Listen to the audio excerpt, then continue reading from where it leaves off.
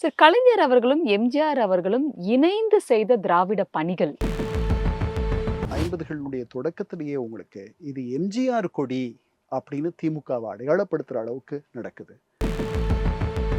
அங்க போய் அந்த ஒரு ஜட்கா வண்டிய அவர்கள் வாடகைக்கு அமர்த்தி, அந்த ஊர வலம் வர்றது தான் எம்ஜிஆருக்கும், எம்ஜிஆருக்கும் கலைஞருக்கும். கலைஞருக்கும்.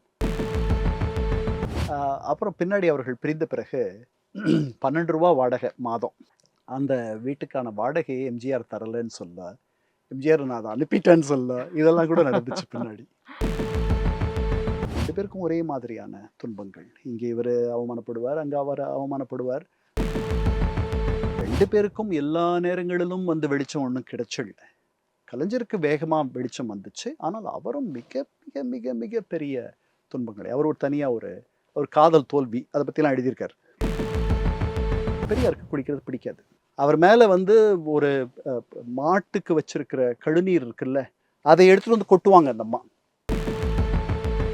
தன்னை திமுகவினுடைய கட்சித் தலைவராக மாற்றியதும் எம்ஜிஆர் தான். அதற்கு வாழ்நாள் முழுக்க நான் நன்றி கடன் பட்டிருப்பேன் அப்படின்ட்டு பதிகிறார் நெஞ்சுக்கு நிதியில. எம்ஜிஆருக்கு வந்த கூட்டமும் எம்ஜிஆருக்கு கிடைத்த ஒரு வரவேற்பும் ஆர்ப்பரிப்பும் யாருக்கும் கிடைக்கவில்லை அந்த இயக்கத்துல. அண்ணாவே பல நேரங்களில், அதனால இவங்க 2 பேர் தான் கட்சி. ஆட்சி அவர் ஒருத்தர்கிட்ட மட்டும் இருக்கு. அப்போ இந்த விரிசல் தொடங்குது. யார் இதுல முதல்வர்? என்னங்க நீங்க நடிக்கிறீங்களா இல்லையா? என்ன நினைச்சிட்டு இருக்கீங்க? சுமாரு உனக்கு ஒன்றும் தெரியாது அப்படின்னு எம்ஜிஆர் அவரை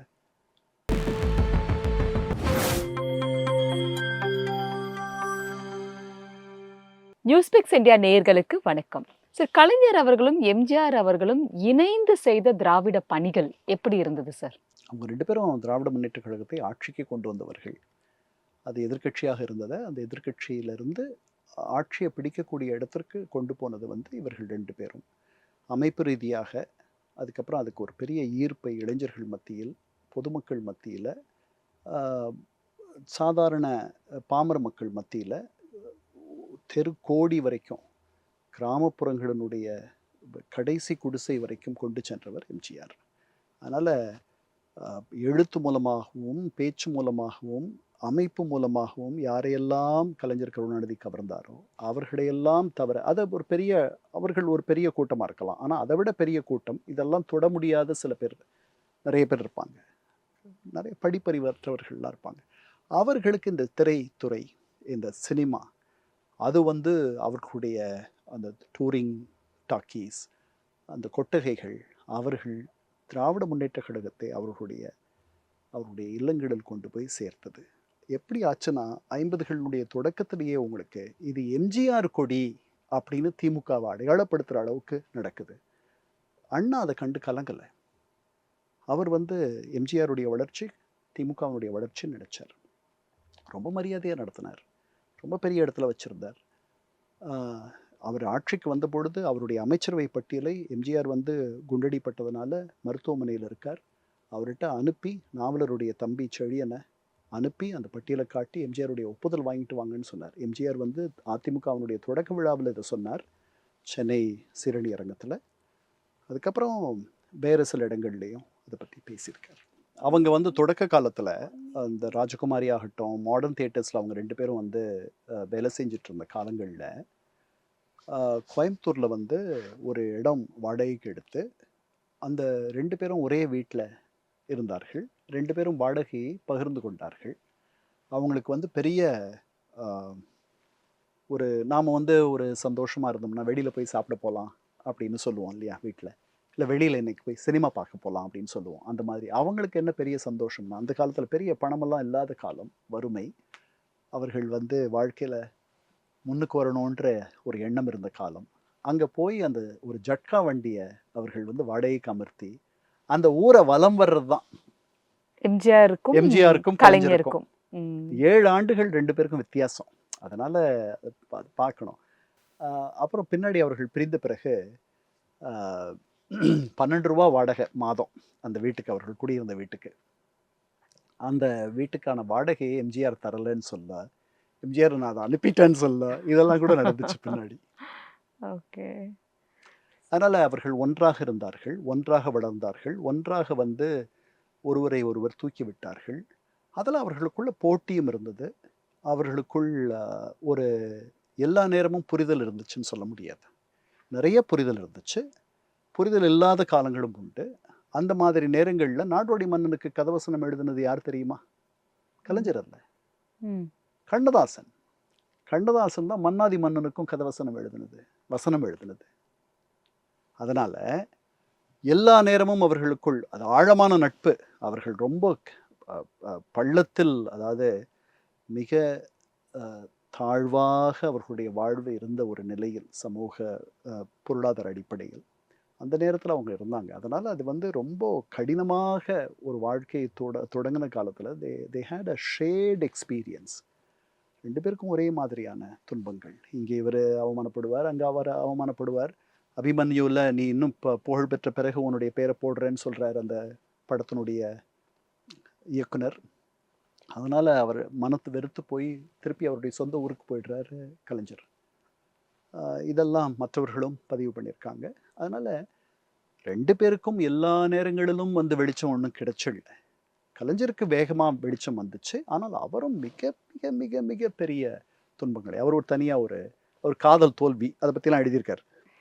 அதுக்கு ஏன்னா அப்புறம் வந்து அவர் போய் ஒரு பெண் கேட்குறாரு எங்கேயோ, அந்த அந்த காதல் அந்த அந்த பெண் கேட்குற இடத்துல இவர் சுயமரியாதைக்காரர்ன்றதுனால பெண் தர மாட்டுறாங்க. அதனால் இவர் என்ன பண்ணுறாரு, 3 முறை இன்டர்மீடியட் எக்ஸாம் எழுதி தோற்றுட்டு போகிறார். ஏன்னா 3 முறைக்கு மேலே எழுத முடியாது. அவர் சொல்கிறாரு, நான் எக்ஸாமுக்கு படிக்கிறத விட்டுட்டு குடியரசை படிச்சுட்டு இருந்தேன், அதனால் இப்படி ஆயிட்டேன். உடனே ஒரு நாடகம், சாந்தா அல்லது பழனியப்பன்னு சொல்லிட்டு முதல் நாடகம், அதை போய் யார்கிட்டயோ விலைக்கு வாங்குறாங்க. வாங்கி அவருக்கு அவருடைய கல்யாணத்துக்கு வந்த ஒரு பரிசை கொண்டு போய் விற்று அதை கொண்டு போய் அந்த அந்த நாடகத்துக்குரிய பணமாக தராங்க. இப்படியெல்லாம் தொடங்கி மிகப்பெரிய துன்பப்பட்டு அவர் மேலே வர்றார். அதுக்கப்புறம் அவருக்கு குடியரசில் பெரியாரோட கொஞ்ச நாளில் துணை ஆசிரியராக குடியரசுக்கு போகிறார். அங்கே வந்து பெரியார் வந்து, நீ எதுக்கு குடிக்கிற, ஏன் இப்படியெல்லாம் டயத்தை வேஸ்ட் பண்ணுற அப்படின்னு சொல்கிறவர் பெரியார். ஐயா குடிக்கிறதும் ஒரு வேலை தாங்க ஐயா அப்படின்னு சொல்லிட்டு இதெல்லாம் பதிகிறார் கலைஞர். குடிக்கிறதும் ஒரு வேலை தாங்க ஐயா. பெரியாருக்கு குடிக்கிறது பிடிக்காது, அவரும் குடிக்க மாட்டார். அவரை குளிக்க வைக்கிறதுக்குள்ளரையும் போரும் ஆகிடும். ஒரு வாரத்துக்கு ஒரு தடவை அவர் குளிச்சார்னா பெரிய விஷயம். அவருடைய முதல் மனைவி நாகம்மை அவரை குளிக்க வைக்கிறதுக்காக எப்படி கஷ்டப்பட்டாங்கன்ட்டு கோவை ஐயாமுத்து அவர் பெரியாரை பற்றி நான் அறிந்த பெரியார்னு ஒரு புத்தகம் எழுதியிருக்கார். சின்ன புத்தகம், நீங்கள் அதை படித்தீங்கன்னா சிரிச்சு முடியாது உங்களால். அவர் மேலே வந்து ஒரு மாட்டுக்கு வச்சிருக்கிற கழுநீர் இருக்குல்ல, அதை எடுத்துகிட்டு வந்து கொட்டுவாங்க அந்த அம்மா. அப்போவும் நீ என்ன பண்ணாலும் நான் குளிக்க மாட்டேன், நான் குளிக்கலைன்னா உனக்கு என்ன வந்துச்சு அப்படின்னு பெரியார் சண்டை போடுவார். அப்படிப்பட்ட பெரியாரோட வேலை பார்த்து அப்புறம் இந்த மாதிரி ஒரு வாய்ப்பு வந்திருக்குன உடனே சரி நீ போ அப்படின்னு பெரியார் அவரை ஒரு தந்தைக்குரிய ஒரு பெரிய விசால மனத்தோடு அவரை அனுப்பி வைப்பதும், அவர் வந்து திரைத்துறையில் வெற்றி கொடி நாட்டுவதும், அவர் தொடர்றதெல்லாம் துலங்கிறதும் உங்களுக்கு இந்த 50களில் 60களில் அவங்க 2 பேரும் சேர்ந்து வளர்வதை நாம் பார்க்கிறோம். ஆனால் அவர்களுக்குள் நிறைய மன வேறுபாடுகளும் தொடர்ந்து இருக்குது. நடிகர் சங்க தேர்தல் வருது 60களில். அந்த நடிகர் சங்க தேர்தலில் எஸ்.எஸ். ராஜேந்திரன் இருக்கிறார். எஸ்.எஸ். ராஜேந்திரனுக்கு எதிராக எம்ஜிஆர் வேலை பார்த்தார். அவர் வர வேண்டான்னு நினைச்சார் எம்ஜிஆர் அவருக்கு போட்டியாக வருபவர்களை அவர் வளர விடுவதில்லை அப்படின்ற ஒரு குற்றச்சாட்டை கலைஞர் வைக்கிறார். அதை போய் அவருடைய நெஞ்சுக்கு நீதியில் எழுதுறார். அதை போய் வந்து அண்ணா கிட்ட போய் சொல்கிறார். அண்ணா வந்து அதை பெருசுப்படுத்தல. அண்ணா எதையும் பெருசுப்படுத்த மாட்டார். அண்ணாவுடைய பண்பு என்னன்னா, காலம் பலதை வந்து சரி பண்ணிடும் தானாகவே. அதனால் தேவைப்பட்டால் மட்டுமே அதில் தலையிட்டு அவர் மாற்றி அமைக்கணும்னு நினைப்பார் ஒரு முடிவை. அப்பட்டமாக வெளியில தெரிந்த முதல் விரிசல் அதுன்னு நம்ம எடுத்துக்கலாமா? இல்லை, அப்படி எடுத்துக்க முடியாது. அது கூட வந்து பின்னாடி தானே அவங்க பதிகிறாங்க. இல்லை, அவர்களுக்குள் போட்டி பொறாமை எல்லாம் உண்டு, அதெல்லாம் இருந்துச்சு. அப்பட்டமான விரிசல் எப்போ வருது அப்படின்னு நீங்கள் எடுத்துக்கிறீங்க அப்படின்னா, அவர்கள் வந்து மீண்டும் ஒரு முகமாக ஒன்று சேர்வது அண்ணாவுடைய மறைவுக்கு பிறகு. அதில் வந்து எம்ஜிஆருடைய உதவியோடு கலைஞரே சொல்லியிருக்கார், அவர் முதல்வராகிறார். எங்கள் வீட்டுக்கு வந்து எங்கள் வீட்டில் இருக்க அத்தனை பேரையும் வந்து அவர்களோடு பேசி அவர்களை சம்மதிக்க வைத்து என்னை அந்த முதல்வர் நாற்காலியில் உட்கார வைத்து விட்டுத்தான் மறுவேளை பார்ப்பேன் என்று வந்து புரட்சி நடிகர் என்னை முதல்வர் இடத்திற்கு அழைத்து சென்றார் அப்படின்ட்டு பதிகிறார் நெஞ்சுக்கு நீதியில். தன்னை வந்து திமுகவினுடைய கட்சித் தலைவராக மாற்றியதும் எம்ஜிஆர் தான். அதற்கு வாழ்நாள் முழுக்க நான் நன்றி கடன் பட்டிருப்பேன். 2011 வரைக்கும் அவர் முதல்வராக இருந்த பொழுது சட்டமன்றத்தில். அதனால அவங்க 2 பேரும் ஒண்ணா வராங்க அந்த நேரத்துல. அவர் முதல்வரான பிறகு இவரை பொருளாளராக்குகிறார் கட்சியில. அதுதான் 3வது பெரிய பொறுப்பு. அந்த இடத்துக்கு கொண்டு வராரு. அதனால ஒருத்தருக்கு ஒருத்தர் உதவி பண்ணிக்கிறாங்க. எப்படி மந்திரி குமாரியில ஒரு சின்ன தாடி வச்சு அவரை கதாநாயகனாக அவருடைய இடத்தை தக்க வைத்து தந்தார் கலைஞர். அதே மாதிரி அவரை வந்து அவருடைய வயதை பார்த்து இவரால் எழுத முடியுமான்னு கேட்கும்பொழுது, இல்லை மருதநாட்டு இளவரசிக்கு இவர் தான் எழுதணும், இவ்வளவு அற்புதமான கதாசிரியர் இவர், வசனகர்த்தா இவர் அப்படின்னு சொன்ன எம்ஜிஆர். இப்படி ஒருத்தர் அந்த மாதிரி தொடர்ந்து அவர்கள் உதவி செய்கிறார்கள். ஆனால் இந்த திரை உலகம் என்பதில் வந்து போட்டி பொறாமை எல்லாம் உண்டு. அது அவர்களுக்கும் இருந்திருக்கும். அதெல்லாம் வந்து அதிகமாக வெளியில் நமக்கு தெரியல. இவர்கள் ஆட்சிக்கு வந்த பிறகு, அதுக்கு முன்னாடியே இவர்கள் ஆட்சிக்கு வந்த பிறகு இவர்களுக்குள் ஒரு பெரிய விரிசல் தொடங்க ஆரம்பிக்குது. ஏன்னா தாண்மை, ஈகோ. ஒரு அந்த சின்ன உரையில் வந்து 2 கத்தி இருக்க முடியாது. இது ஒரு சின்ன கட்சி, இது ஒரு பிராந்திய கட்சி. இந்த பிராந்திய கட்சியில் வந்துட்டு 2 பெரிய ஆளுமைகள் இருக்க முடியாது. எம்ஜிஆருக்கு வந்து வந்த கூட்டமும் எம்ஜிஆருக்கு கிடைத்த ஒரு வரவேற்பும் ஆர்ப்பரிப்பும் யாருக்கும் கிடைக்கவில்லை அந்த இயக்கத்தில். அண்ணாவே பல நேரங்களில் அட்லீஸ்ட் சில நேரங்களில் இவர் வராருன்னா அவருடைய பேச்சை நிறுத்த வேண்டிய அவசியம் வந்தது. இதையெல்லாம் எம்ஜிஆரே பதிவு பண்ணுறார். இது ஸோ அந்த மாதிரி வந்து அவர் பெருசாக வளர்றார். இப்போ முதல்வராக வந்து விடுகிறார் கலைஞர். முதல்வராக வந்த உடனே அவர் முதல்வராகத்தான் எல்லா இடத்துலையும் இருக்கணும்னு நினைப்பார். ஆனால் அவர் முதல்வராக அவர் நினைச்சுக்கலாம், மக்கள் நினைக்கலாம். ஆனால் இவர் உள்ள வரார் அப்படின்னா பெரிய ஆர்ப்பரிப்பு நடக்குது. அது வந்து யாருக்கும் வந்து ஒரு சின்ன ஒரு அச்சத்தையும் ஒரு கலக்கத்தையும் ஏற்படுத்தும். அவருக்கும் ஏற்படுத்துது. அப்புறம் அவர் வந்து இந்த கட்சியில தன்னை இன்னும் தன்னுடைய இடத்தை வந்து தக்க வச்சுக்கணும், தன்னுடைய இடத்தை வந்து அவர் கெட்டிப்படுத்திக்கணும்ன்றதுக்காக எம்ஜிஆரை தள்ளி வைக்கிறார். எம்ஜிஆர் ஆட்சியில் இல்லை, அவர் நடிச்சிட்டு இருக்கார். அப்போ இந்த 71 மீண்டும் தேர்தல் அப்பவே வந்து அவர்களுக்குள், அதுக்கு முன்னாடியே அவர்களுக்குள் இந்த மாதிரி தேர்தல் அப்போ தேர்தல் செலவுகளுக்கு இவர் தான் பொருளாளர். ஆனால் இவரை கேட்காமையே சில பேருக்கு பணங்கள் பட்டுவாடாலாம் நடந்திருக்கு. இவர் பொருளாளர்ன்ற ஒரு இடத்த இவரை மதிக்கலை அப்படின்ட்டு இவருக்கு ஒரு வருத்தம். எம்ஜிஆர் வந்து ஒரு குழந்தை மாதிரி அவர் வந்து இந்த மாதிரி கலந்துக்கணும், அவர் எல்லாரையும் அப்படி மகிழ்ச்சிப்படுத்துவார். அது மாதிரி அவரை மகிழ்ச்சிப்படுத்தணும்னு நினைக்கிற ஒருத்தராக தெரிகிறார் எனக்கு. அவர் இது நடக்கும் பொழுது இவர்கள் வந்து 2 பேரும் சேர்ந்து அண்ணாவுக்கு பிறகு ஒரு வெற்றி கூட்டணியை அமைத்து அவரை பெரிய கட்சி வந்து இவங்க 2 பேர்கிட்ட வந்துருச்சு, ஆட்சி அவர்கிட்ட வந்துருச்சு.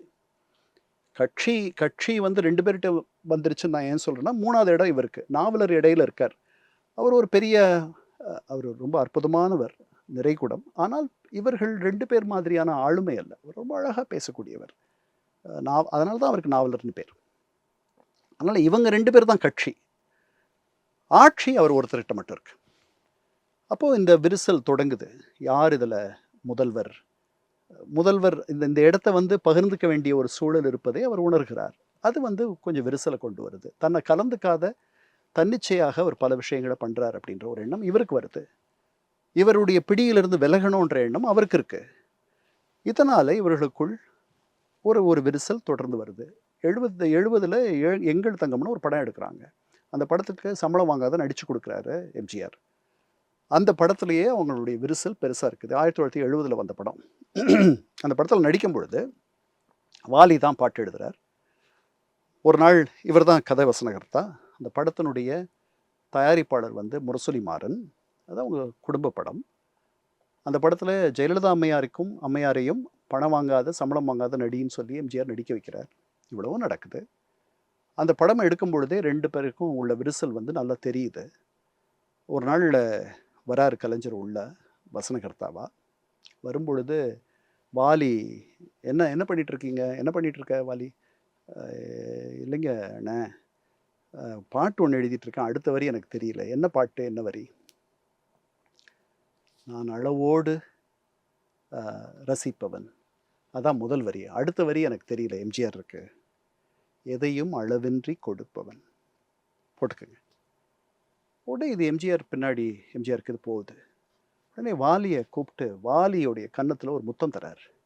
நீங்கள் முத்தம் தர வேண்டியது கலைஞருக்கு, எனக்கல்ல. இந்த வரியினுடைய சொந்தக்காரர் அவர். அப்படியா, கலைஞரா, அவரை அந்த வரி கொடுத்தார் அப்படின்னு எம்ஜிஆர் ஆச்சரியப்படுறார்.